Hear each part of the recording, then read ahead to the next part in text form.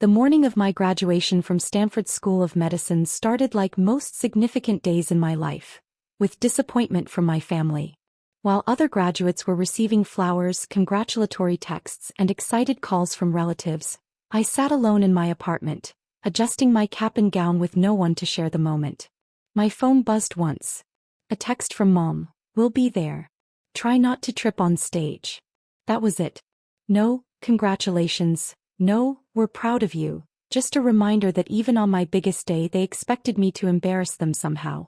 I had earned my master's in healthcare administration with a 4.0 GPA while working part-time at 3 different medical facilities. For 6 years I'd studied complex healthcare systems, insurance regulations, medical billing procedures and patient advocacy protocols. I'd written my thesis on navigating insurance appeals in complex medical cases, and had already been offered positions at 2 major hospital systems. But to my family I was still just Emma, the daughter who'd chosen the easy path instead of becoming a lawyer like my brother David or a surgeon like my cousin Marcus. The graduation ceremony was held in Stanford's main auditorium, a massive space filled with proud families celebrating their graduates' achievements.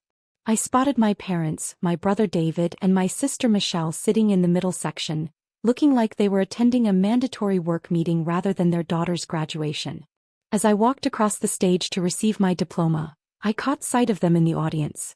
Mom was checking her phone, Dad was looking at his watch and Michelle was taking a selfie with David. None of them were even watching as the dean announced my name and academic honors. When I returned to my seat, the family next to mine was cheering wildly for their graduate. The grandmother was crying happy tears, the father was taking dozens of photos, and the siblings were holding up a homemade banner that read, "We're so proud of you." I felt a sharp pang of envy watching their celebration.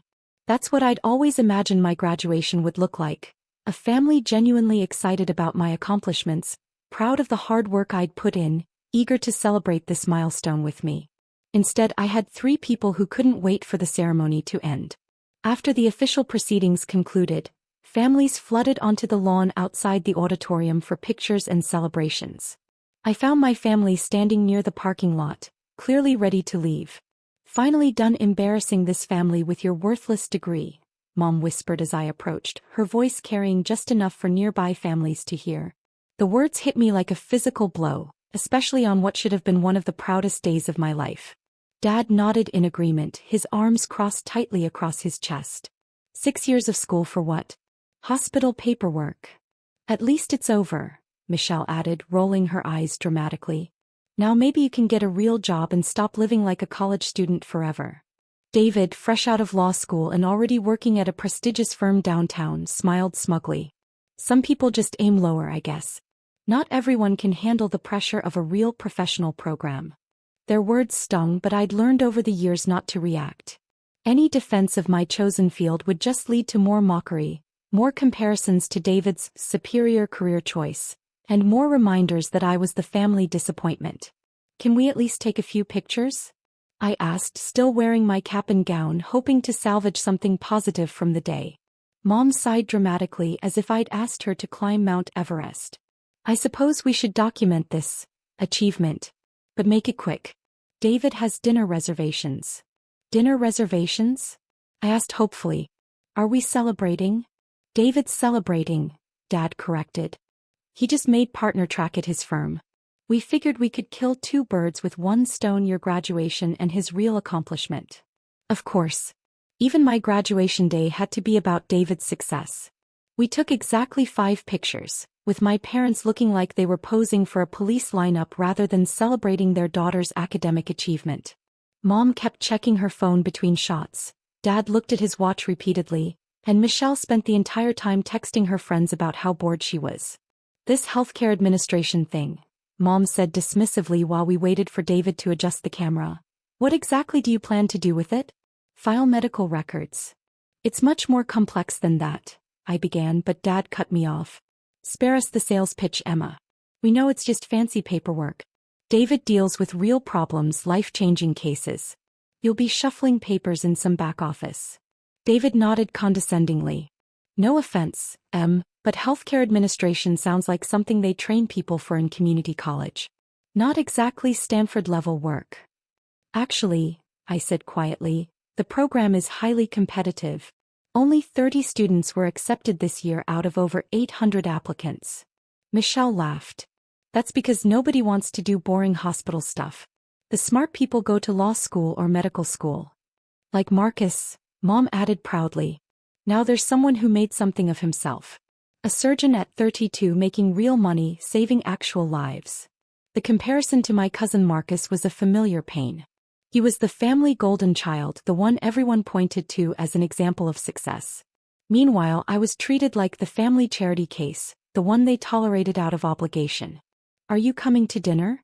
Mom asked, though her tone made it clear she hoped I'd decline. Actually, I have plans, I lied, not wanting to spend my graduation dinner listening to 2 hours of praise for David while my achievement was ignored or worse, mocked. Probably for the best, Dad said. These celebration dinners are really for people with something meaningful to celebrate.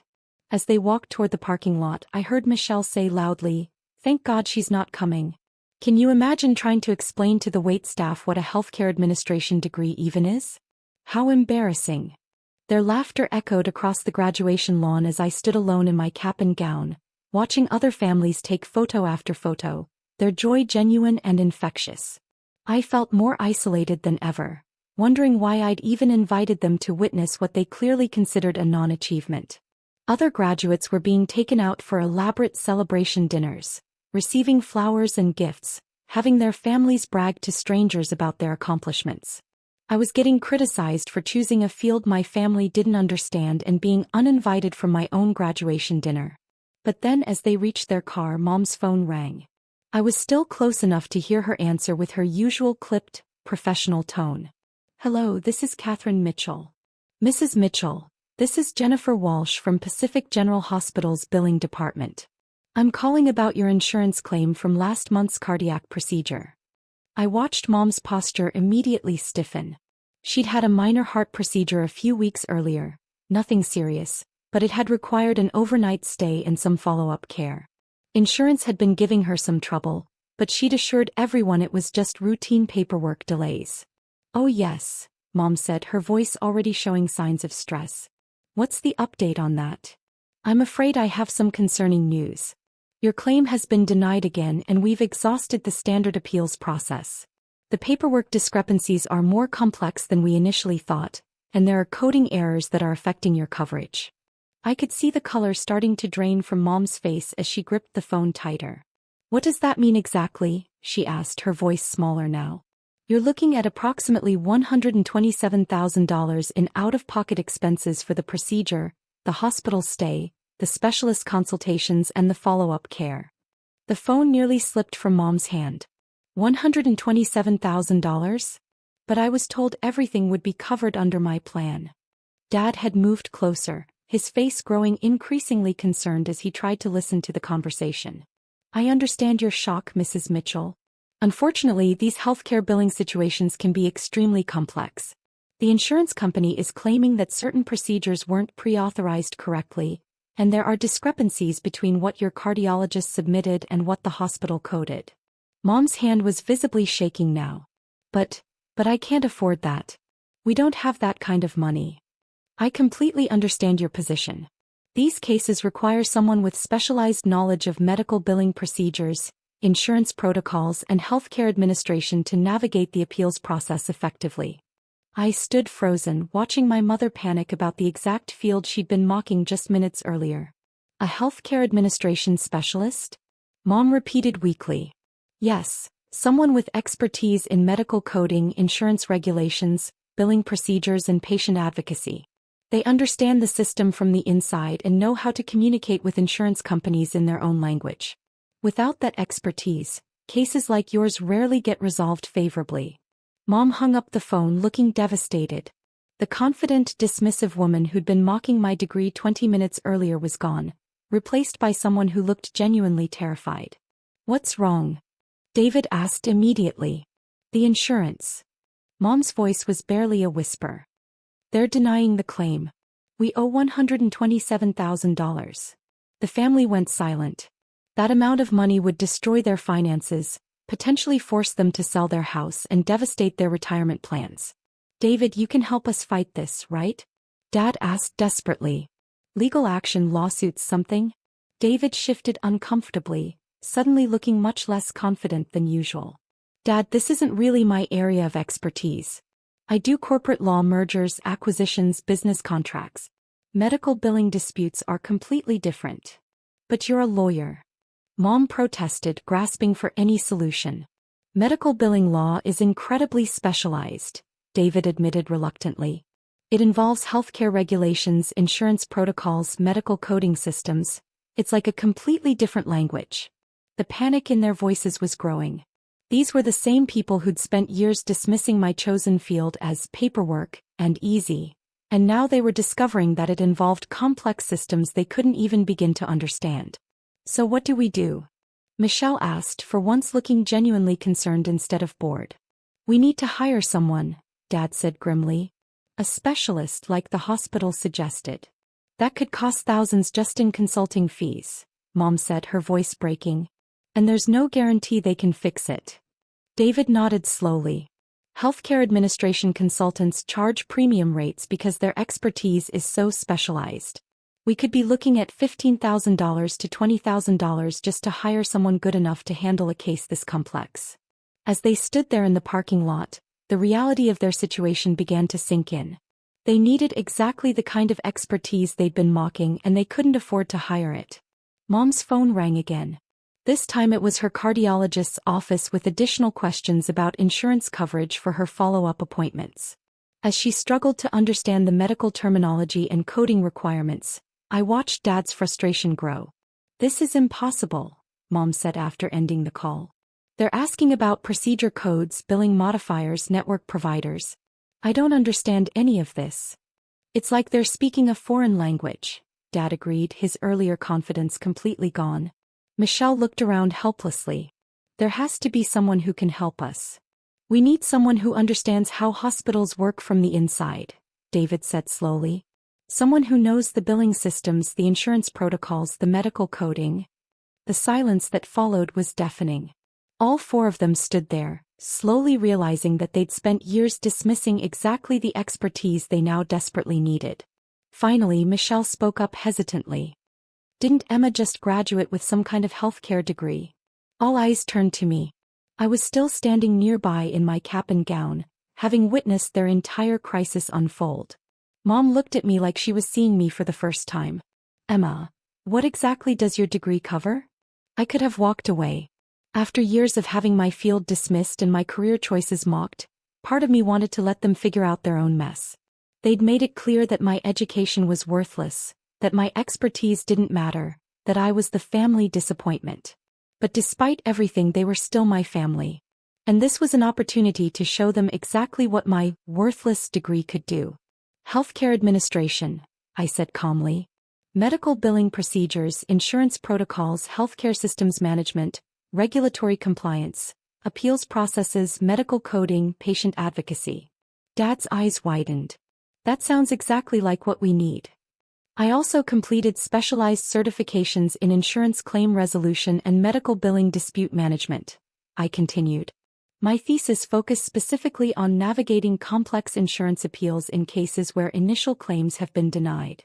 Mom stared at me in amazement. You learned how to fix problems like this? It's literally what I've spent 6 years studying, I said.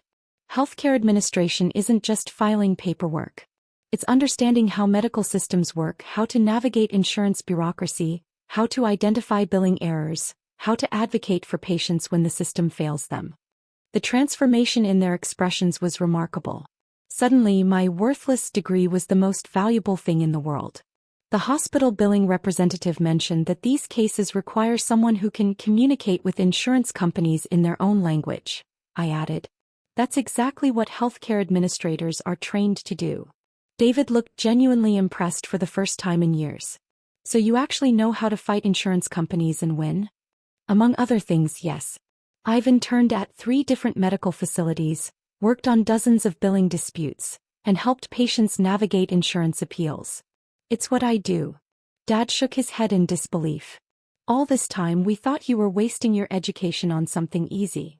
Maybe we should have asked more questions about what you were actually studying, Mom admitted quietly, her voice filled with regret. Could you? Mom hesitated, clearly struggling to ask for help from the daughter she'd been dismissing minutes earlier. Would you be able to help us with this? I looked at my family, the same people who'd made me feel ashamed of my accomplishments just an hour ago, who'd uninvited me from my own graduation celebration, who'd spent years treating my career choice as a joke. Part of me wanted to say no, to let them experience the consequences of dismissing something they didn't understand. But this was also an opportunity to demonstrate the real value of my education and to help my family when they needed it most. I'll need to see all your paperwork, I said. Insurance cards, medical records, billing statements, procedure codes, everything from the original consultation through the follow-up care. We have everything at home, Dad said eagerly. How long do you think this might take to resolve?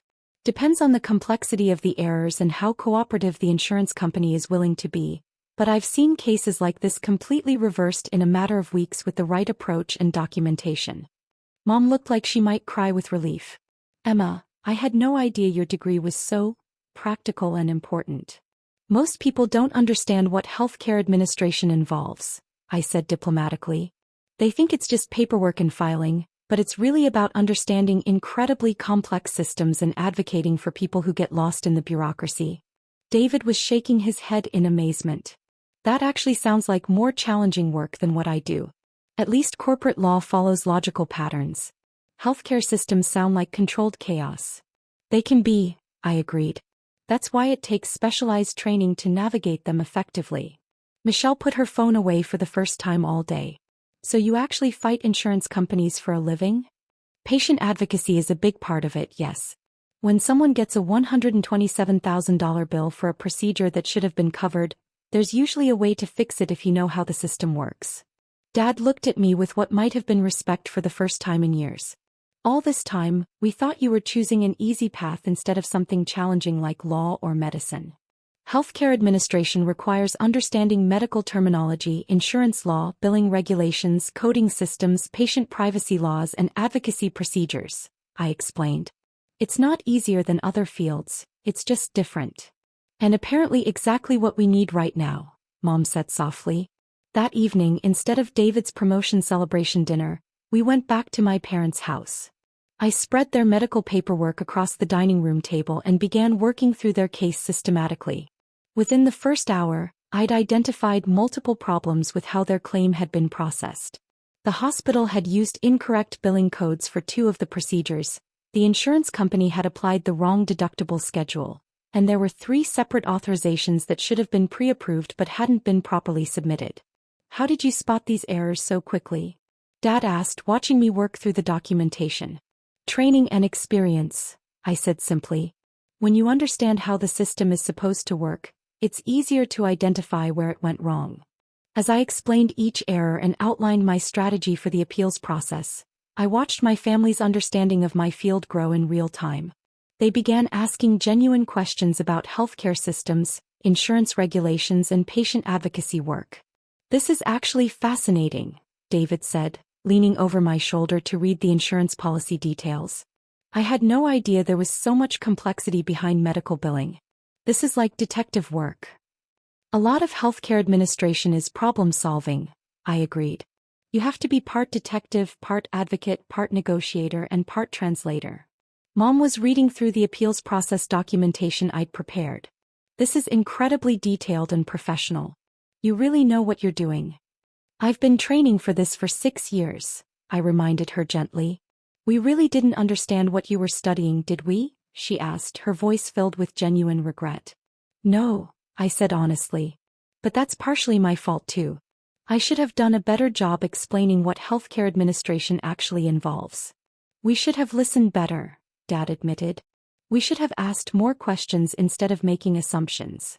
Over the next 3 weeks, I worked on their case during my free time, treating it like the professional challenge it was. I filed detailed appeals with supporting documentation, corrected billing codes, negotiated directly with insurance representatives, and coordinated between the hospital's billing department, the cardiologist's office, and the insurance company's medical review board. It was exactly the kind of complex, multifaceted case I'd trained for, and I was good at it. Each day brought new challenges: insurance representatives who didn't understand the billing codes, hospital staff who had filed paperwork incorrectly, medical coding errors that cascaded through multiple systems. But I knew how to speak their language, how to navigate their bureaucracy, and how to advocate effectively for my client, in this case my own mother. The breakthrough came during a three-way conference call between myself, the insurance company's senior medical reviewer, and a supervisor from the hospital's billing department. I'd identified a critical error in how the initial authorization had been processed, and I was able to demonstrate that the insurance company had incorrectly applied an out-of-network penalty to procedures performed by in-network providers. Ms. Mitchell, the insurance reviewer said after I'd walked through my documentation, "This is some of the most thorough appeals work I've seen. You clearly understand our systems better than most healthcare administrators I work with." After the call ended, I had to wait 2 business days for the final determination. When the approval came through, I called Mom immediately. "The appeal was successful," I told her. "Your out-of-pocket expense will be $2,400 instead of $127,000. The silence on the other end lasted so long I thought we'd been disconnected. "Emma." Mom's voice was thick with emotion when she finally spoke. "You saved us $124,600? The insurance company made procedural errors and the hospital's billing department made coding mistakes," I explained. "I just knew how to identify and correct them systematically." "How can we ever thank you for this?" she asked, and I could hear her crying. "You don't need to thank me," I said. "This is what family does for each other." And honestly, it was good practice for my career. That weekend, Mom called and asked if I wanted to have a proper graduation celebration dinner, one that would actually be about my achievement, my degree, and my future in healthcare administration. "We owe you a real celebration," she said. "One where we acknowledge what you've accomplished and what you're capable of." The dinner was at the same restaurant where they'd originally planned to celebrate David's promotion while ignoring my graduation. But this time, everything was different. Dad stood up and made a toast before we ordered. "To Emma, whose education we clearly didn't understand, didn't appreciate, and didn't respect the way we should have. You've shown us that meaningful, challenging work comes in many forms, and we're incredibly proud of what you've accomplished. And grateful for what you've learned," Mom added, raising her glass. "You didn't just save our financial future. You opened our eyes to how important and complex your field really is." David raised his glass next. "To my sister, who chose a field that actually helps people solve real problems when they're at their most vulnerable. That's more meaningful than anything I do pushing papers around boardrooms." Even Michelle had put her phone away completely. "I'm sorry I made fun of your degree and called it boring paperwork. What you did for Mom and Dad was incredible, and I had no idea how much skill and knowledge it required." As we ate dinner, they asked me detailed questions about my career plans, my goals in healthcare administration, and how I wanted to use my expertise to help other families navigate the system. For the first time in my life, my family was genuinely interested in my work and genuinely proud of my choices. "I keep thinking about that phone call," Mom said. "The timing was almost like fate. You just graduated, we just dismissed your degree, and then suddenly we needed exactly what you'd spent 6 years learning. Sometimes life has a way of teaching us lessons when we need them most," I said. Dad nodded thoughtfully. "It made me realize how often we dismiss things we don't understand, especially when they're different from what we expected or wanted." "I think I was jealous," David admitted quietly. "Your work actually helps people in crisis. My work helps corporations avoid taxes and navigate regulations. What you do matters more." "Both types of work have value," I said diplomatically. "But I'm glad you can see why I chose this field." A few months later, when I started my new position as senior patient advocate at Pacific General Hospital, ironically, the same hospital that had called Mom about her billing issues, my entire family came to my first day. They took pictures of me in my professional attire, standing in front of the medical center where I'd be helping families navigate the same complex systems I'd helped them through. Mom had printed out copies of the appeals documentation I'd prepared for her case to show her friends as an example of the kind of work I did. "We're proud of you," Dad said as we stood in the hospital lobby, and for the first time in my life I knew he really meant it. "I framed your thesis," Mom added. "It's hanging in the living room next to David's law degree." My graduation day hadn't started the way I'd hoped, but it ended with my family finally understanding that my worthless degree was actually valuable beyond measure. Sometimes the best validation doesn't come from the applause at graduation ceremonies, but from the moment when people realize they desperately need exactly what you have to offer.